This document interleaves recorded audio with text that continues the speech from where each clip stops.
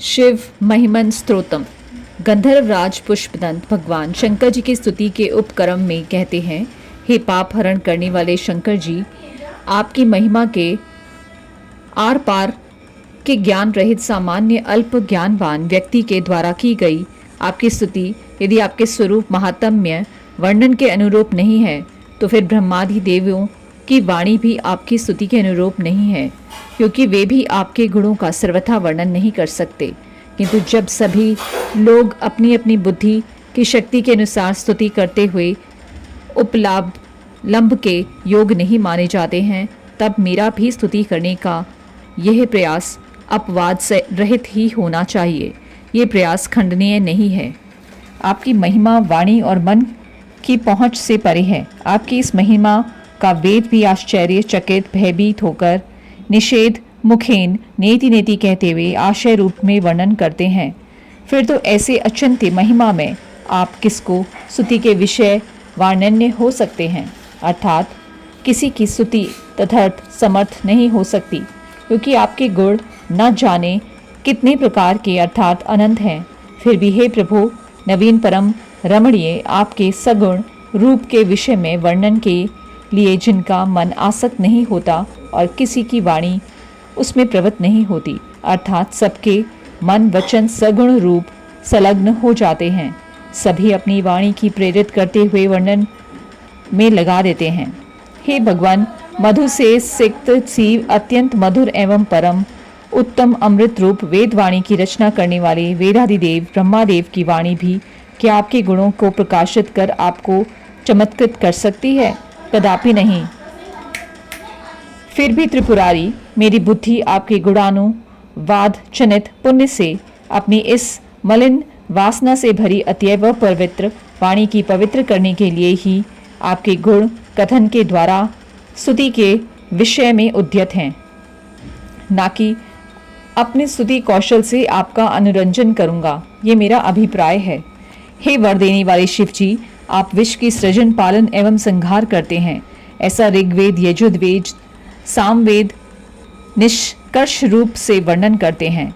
इसी प्रकार तीनों गुणों से विभिन्न त्रिमूर्तियां ब्रह्मा विष्णु महेश में बटा हुआ जो इस ब्रह्मांड में आपका ये प्रख्यात रचनात्मक पालनात्मक और संहारात्मक ऐश्वर्य है, उसके विषय में खंडन करने के लिए कुछ जड़ बुद्धि कल्याण भागी मंदों अभागों नास्तिकों को मनोहर लगने वाला पर वास्तव में अशोभनीय या हानिकारक व्यर्थ मिथ्या प्रलाप बकावाद उठाते हैं।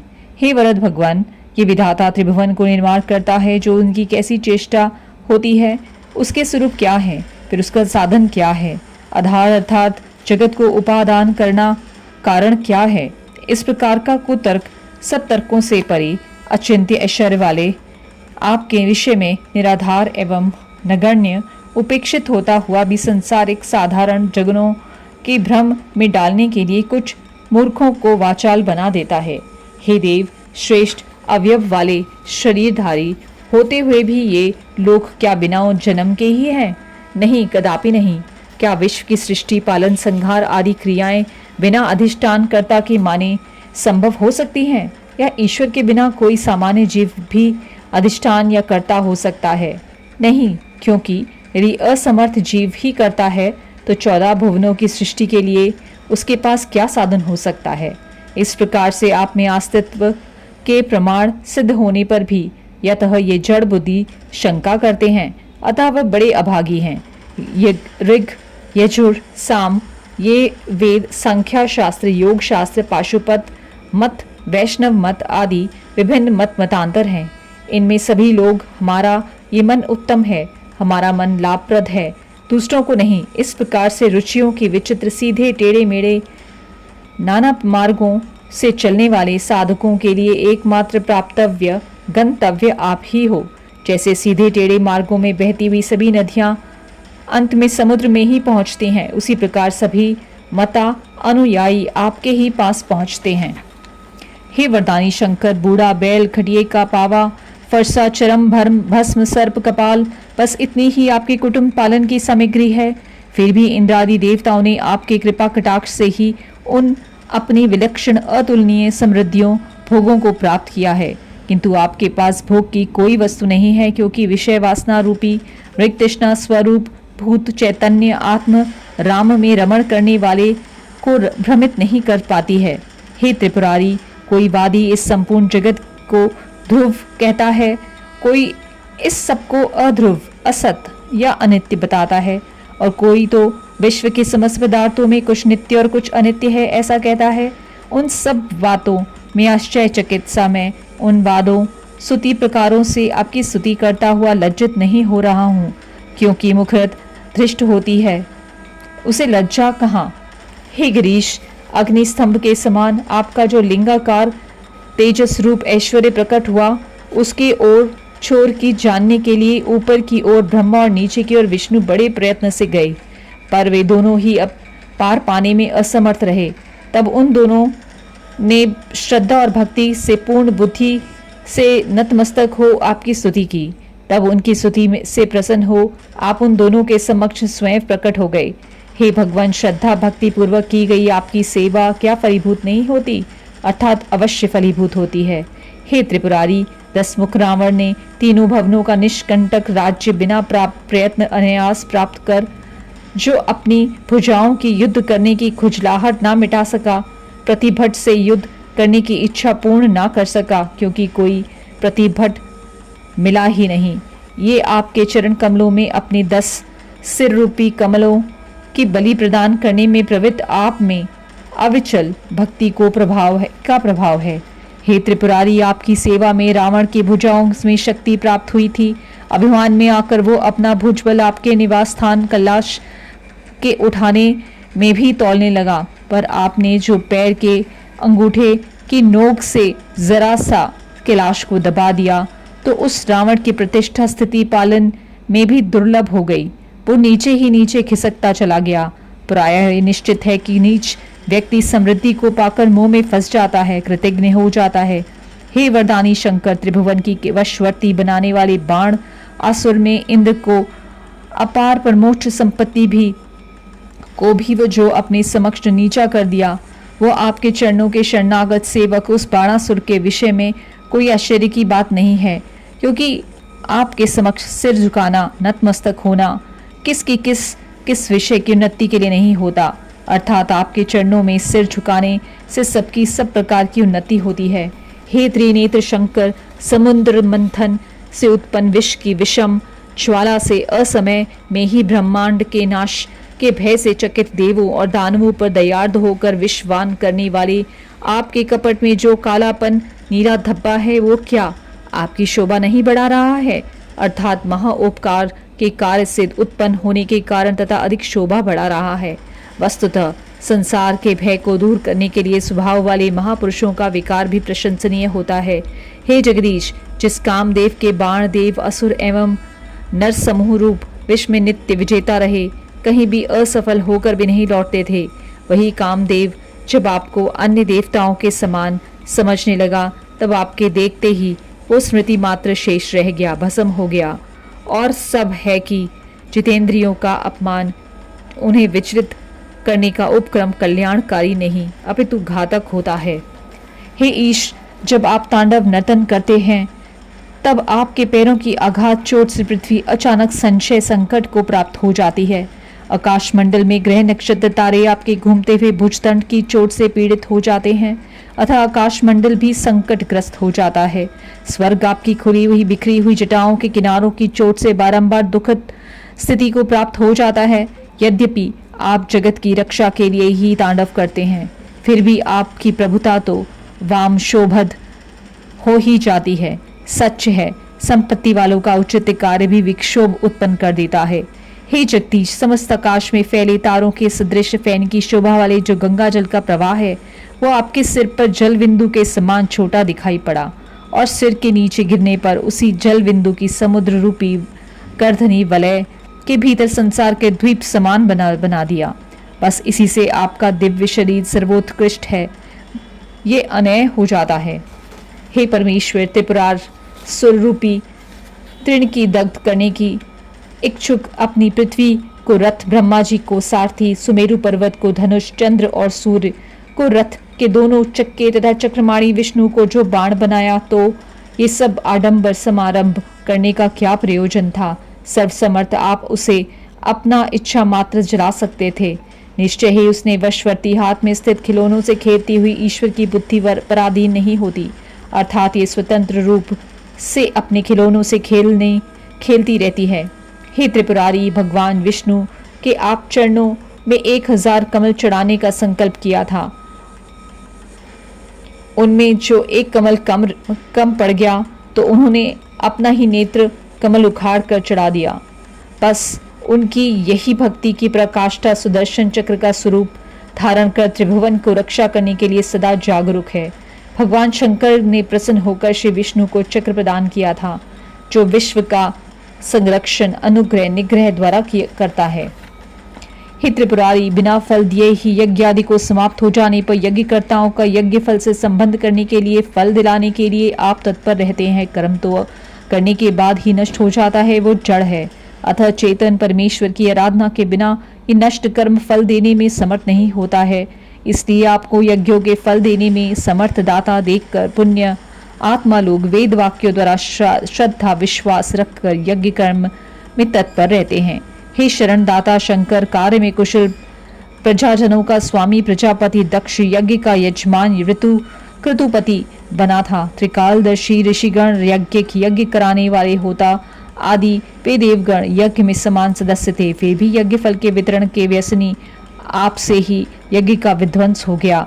अतः ये निश्चित है कि अश्रद्धा से किए गए यज्ञ कर्म कर्ता के विनाश के लिए सिद्ध होते हैं। दक्ष ने श्रद्धा वर्जित यज्ञ किया था। हे स्वामी, एक बार कामुक ब्रह्मा जी ने अपनी दुहिता से हठपूर्वक रमण करने की इच्छा की। वो लज्जा की से मृगी बनकर भागी, तब ब्रह्मा भी मृग बनकर उसके पीछे दौड़े। आपने भी उसे दंड देने के लिए मृग की शिकारी के वेग के समान हाथ में धनुष लेकर बाण चला दिया। स्वर्ग में जाने पर भी ब्रह्मा आपके बाण से भयभीत हो रहे हैं। उन्हें बाण ने आज भी नहीं छोड़ा है। अर्थात ब्रह्मा मृगशिरा नक्षत्र बनकर भागे तो बाण आद्रा नक्षत्र बनकर आज भी पीछा करता है। ये दोनों आकाश मंडल में आगे पीछे देखे जा सकते हैं। ये पौराणिक कथा है कि एक बार ब्रह्मा आदि अपनी दुहिता संध्या को अत्यंत रूप लावण्यवती देखकर मोहित हो गए। उन्होंने उपगमन करना चाहा। संध्या लज्जा से मारे मृगी बनकर भाग चली। ब्रह्मा ने मृग रूप बना लिया और पीछा किया। इस अनर्थ को देखकर भगवान भूत भावन ने प्रजानाथ को दंडित करने के लिए पिनाक चढ़ाकर बाण छोड़ दिया। उससे पीड़ित तथा लज्जित होकर ब्रह्मा मृगशिरा नक्षत्र हो गए। फिर रुद्र का बाण भी आद्रा नक्षत्र होकर उसके पीछे भाग में लग गया। ये आज भी उसके पीछे लगा हुआ दिखता है। हे त्रिपुरारी, हे यम नियम परायण, हे वरद शंकर, अपने सौंदर्य में शिव पर विजय प्राप्त कर लूंगा। इस संभावना से हाथ में धनुष उठाए हुए कामदेव ने तुरंत आपके द्वारा तिनके की भांति भस्म होता हुआ देखकर भी यदि देवी पार्वती जी अर्धनारीश्वर आदि शरीर में पार्वती को स्थान देने के कारण आपको स्त्री भक्त जानती है, तो इसमें कोई आश्चर्य की बात नहीं है, क्योंकि स्त्रियां स्वभाव तो अज्ञानी होती हैं। हे कामरिपु, हे वरद शंकर जी, आप शमशानों में क्रीड़ा करते हैं। प्रेत पिशाचगण आपके सारथी हैं। चिता की भस्म आपके अंगराग है। आपकी कला भी मनुष्य की खोपड़ियों की है।